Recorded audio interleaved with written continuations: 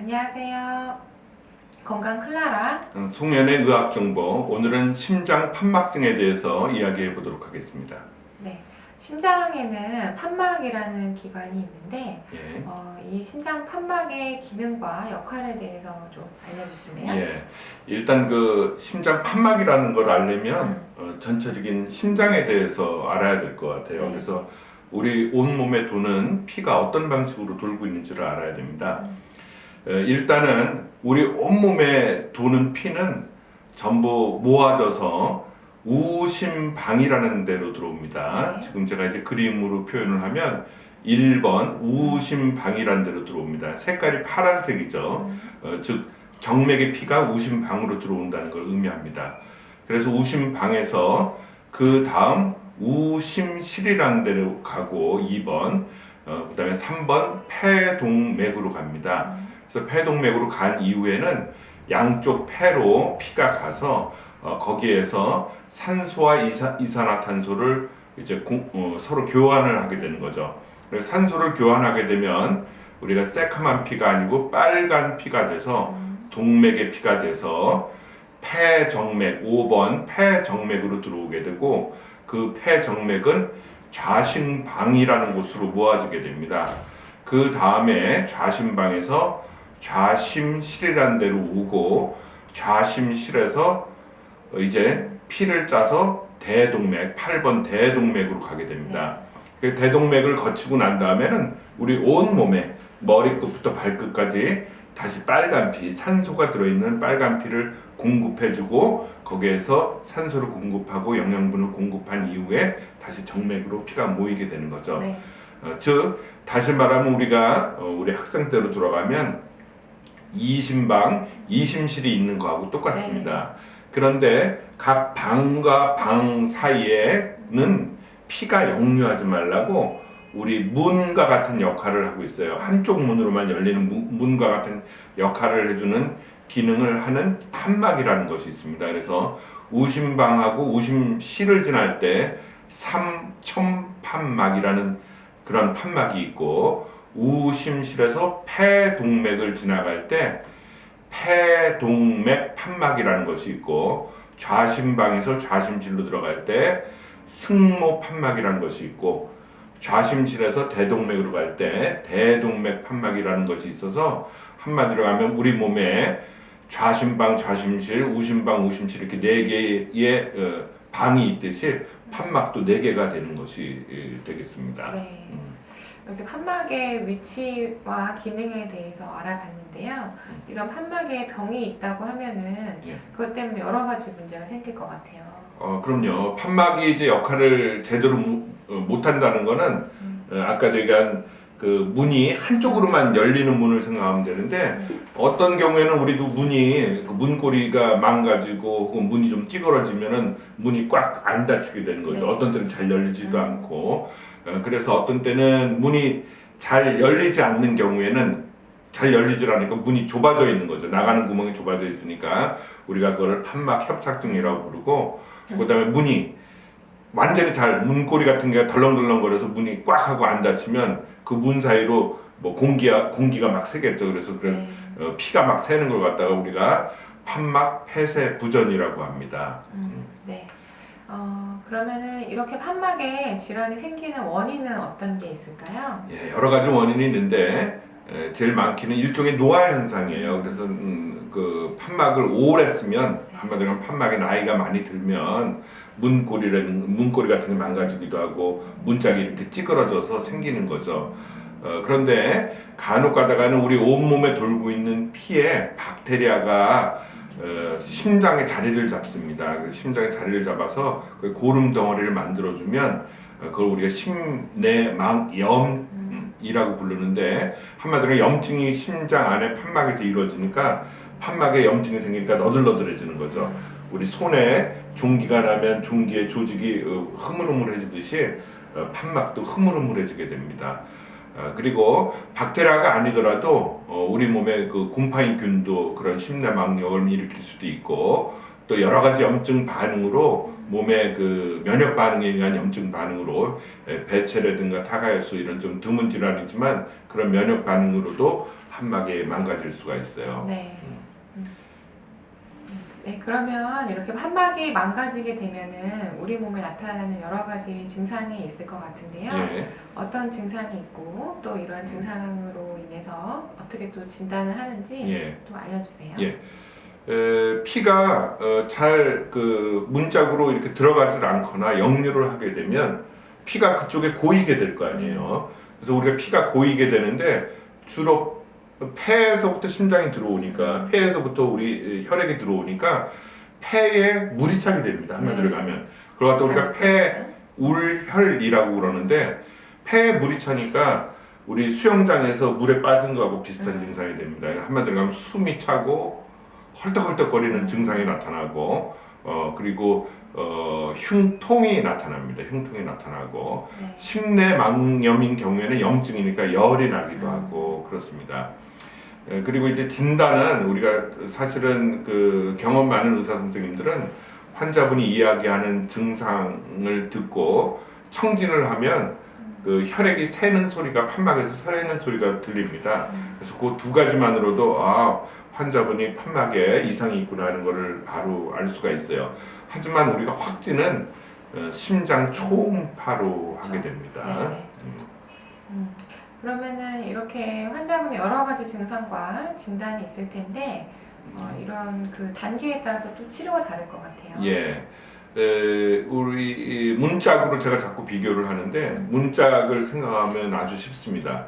만약에 문짝이 조금만 망가져서 예를 들어 고리만 하나 떨어졌다 그러면 새는 건 많이 새지만 수술할 때 그 고리만 이렇게 살짝 달아주면은 될 거 아니에요. 우리가 이런 거를 성형술이라고 그러는데 그래서 판막 성형술을 하기도 하고 근데 이거는 이제 전제 조건이 뭐냐면 고치기가 쉬워야 돼요. 네. 왜냐하면 고치기가 어려운 거를 갖다가 문짝을 막 달아주려고 그러다 보면 문짝은 찌그러져 있고 망가져 있는 상태로 억지로 달아준다 해서 되는 게 아니니까 그리고 또 심하게 망가졌으면 예를 들어 문짝도 망가지고 문도 찌그러지고 여기저기 많이 망가졌으면 그때는 뭐 우리가 성형으로 안 되죠. 그러니까 그때는 치환, 즉 망가진 문짝을 띄어내고 새로운 문짝을 달아주는 거예요. 네. 근데 우리가 이제 이 망가진 정도를 대부분은 우리가 그레이드 1, 그레이드 2, 그레이드 3, 그레이드 4 이렇게 한 4단계 정도로 나누는데 보통 1단계와 2단계 정도는 그냥 우리가 심장 수술까지 안 하고 그냥 약물 치료로 숨찬 증상을 좀 억제할 수 있는 약물 치료 정도만 해줘도 사는 경우에 지장이 없는 경우가 있지만 시간이 지나면서 조금씩 망가집니다. 그래서 어떤 경우에 몇 년에 걸쳐서 서서히 망가지는데 그렇게 망가지게 되면 그래서 이제 그레이드 한 3 이상 되면은 성형술이나 치환술로 수술을 하게 되죠. 네.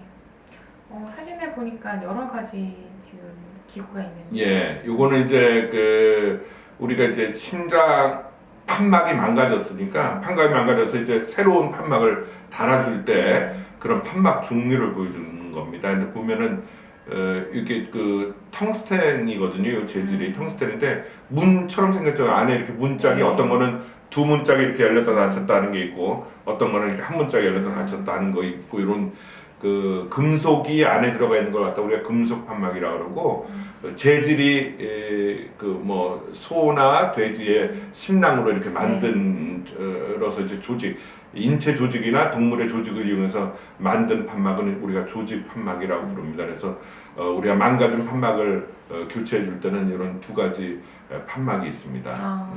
교체해 준다고 하면은 기존에 이제 고장난 저희 판막을 떼내고 새로운 물질을 넣는다고 하는 건데요. 그렇죠. 이런 물질이 들어가면은 아무래도 이제 이물질이나 인공 물질이기 때문에 예.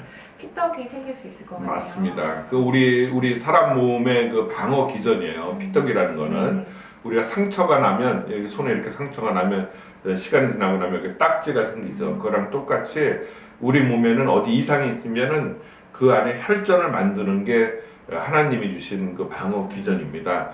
따라서 우리가 인공 판막을 그러니까 한마디로 하면 자기 판막을 띄어내고 거기다 새로운 판막을 넣어주면 인공 판막이 들어가면 거기에 혈전이 생길 수가 있어요. 그런데 심장에 혈전이 생기면 그 혈전이 잘못하면 어떻게 되겠어요? 심장 안에서 그렇죠. 심장 안에서 이렇게 돌아다니다 떨어져 나가가지고 뇌혈관으로 가면 잘못하면 중풍이 생기거나 뭐 여러 장기로 다 갈 수가 있습니다. 그럼 굉장히 위험하죠. 그래서 우리가 판막을 쓸 때는 인공 판막 중에서 아까 이야기한 금속 판막하고 조직 판막이 있는데 금속 판막은 조금 더 혈전이 잘 생기고 하지만 반영구적으로 쓸 수가 있고 조직 판막은 이런 혈전이 잘 안 생기는 대신에 그 판막의 수명이 우리가 보통 한 15년 정도 되면은 망가지기 시작한다 그래요. 그럼 이제 또 재수술을 해야 되기 때문에 나이가 드신 분들은 조직 판막을 뭐 수술해 주는 것도 괜찮지만 나이가 젊은 사람들은 금속 판막으로 꼭 수술을 해줘야 됩니다. 근데 심장은 1초라도 쉬지 않고 이제 계속 움직이는데 이런 심장을 이제 수술하는 게 참 어려울 것 같아요. 그래서 원래 이제 심장 수술은 그 모든 수술 중에 최고의 난이도를 갖고 있는 수술이라고 합니다. 그래서 병원마다의 그 수술 성적을 갖고 외국에서도 이 병원이 다른 수술도 잘하는구나 안 하는구나 하는 거에 대한 지표를 삼기도 하는 게 이제 심장 수술입니다. 그런데 이제 결국은 심장 수술은 이렇게 움직이는 상태에서 수술할 수가 없어요. 왜냐하면 움직이는 상태에서 수술하면 물론 안정화가 안 돼서 갈아주기도 힘들 뿐만이 없을 뿐더러 피가 많이 날 거 아닙니까? 심장에서 피가 나기 때문에 수술을 할 수가 없어요. 그래서 우리가 심장 수술은 심장을 가만히 세워놓고 그때 세워져 있는 동안에 그러면 우리 온 몸에 있는 장기로 피 공급을 안 되기 때문에 그때 피 공급을 해주는 심장하고 폐 역할을 해주는 심폐기라는 것을 이용을 해서 이제 수술을 합니다. 그래서 이런 심폐기를 운영하고 환자를 안전하게 수술해주는 그런 장치를 설치하고 하는 게 오히려 수술에 더 어려운 거지 문짝 가는 것 자체는 판막을 치환하는 것 자체는 뭐 어떻게 보면 어렵지가 않다고 볼 수도 있어요. 교수님이 하시니까 그런 얘기를 하시는 거죠. 그리고 심장 수술이라고 하면은 아까 말씀하신 것처럼 다른 수술보다 굉장히 좀 위험해 보이고 또 어렵고 또 환자 입장에서 굉장히 무서울 것 같아요. 근데 이렇게 수술을 받고 나면 그 다음에 예후는 좀 어떤가요? 실제로 이제 우리가 수술을 하려고 앞둔 이제 보호자들을 만나면 뭐 굉장히 우시는 분들도 많고 환자분들도 굉장히 섭섭해하고 그렇습니다. 근데 실제로 수술 성적 자체는 나쁘지가 않습니다. 특히 이제 의학이 많이 발전해서요.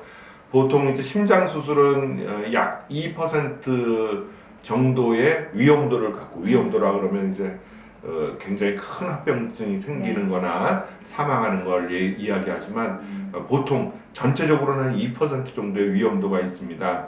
하지만 우리가 응급으로 하는 경우를 제외하고 즉 한마디로 환자분 상태가 굉장히 나쁜 상태를 수술하는 걸 제외하고는 한 1% 정도의 위험률이기 때문에 뭐 할 만한 정도입니다. 그래서 너무 이렇게 두려워하거나 그럴 필요가 없이 심장 수술을 해야 될 시기가 오면 수술하는 게 굉장히 중요합니다. 왜냐하면 수술 시기가 너무 늦어지면 심장이 점점 일을 많이 해야 돼서 심장 부전에 빠지게 되고 심장 부전이 너무 심하게 많이 빠지게 되면 우리가 인공 판막을 넣어주거나 판막 성형수술을 해주고 나도 심장 기능이 돌아오질 않습니다. 그렇기 때문에 심장 이식을 하는 환자들이 생기는 거니까요. 그래서 너무 환자분이 상태가 나빠지기 전에 심장 수술을 하는 게 중요합니다. 그 일상생활 하는 거는 좀 어떤가요? 사실은 뭐 심장 수술하고 나면 거의 보통적인 일상생활은 다 완벽하게 정상으로 돌아갈 수가 있어요. 단 아까 이야기한 대로 심장 수술하고 나면 항응고제라는 피가 잘 굳지 말라는 약을 먹어야 되기 때문에 그 약을 먹으니까 이런 데 상처가 나면 피가 잘 굳지 않을 거예요. 수술한 경우에. 그렇습니다. 그런 경우에 이제 피가 나면 잘 굳지 않기 때문에 예를 들어 축구 선수를 한다 이거는 좀 불가능하죠. 왜냐면 여기저기 피가 많이 골 수 있으니까요. 약을 또 잘 드셔야 될 것 같아요. 하지만 우리가 보통 뭐 일상생활, 가정생활을 한다거나 회사 생활을 한다거나 이런 걸 하는 거는 뭐 전혀 문제가 없습니다. 지금까지 판막 질환에 대해서 심장의 구조도 알아보고 어떤 수술인지에 대해서 이제 알아봤는데요. 판막이 4가지가 있으니까 여기에 대해서 또 자세하게 얘기를 해주시면 좋을 것 같아요. 예, 언제 한번 시간이 되면 오늘은 여기까지 하고 네. 시간이 되면 각 판막에 따라서 수술하는 방법도 조금 다르고 예후도 다르고 수술해야 되는 적응증도 다르고 그렇습니다. 시간이 되면 언제 한번 그 원인하고 수술 방법에 대해서 조금 더 자세히 이야기해 드리도록 하겠습니다. 네, 감사합니다. 예, 감사합니다.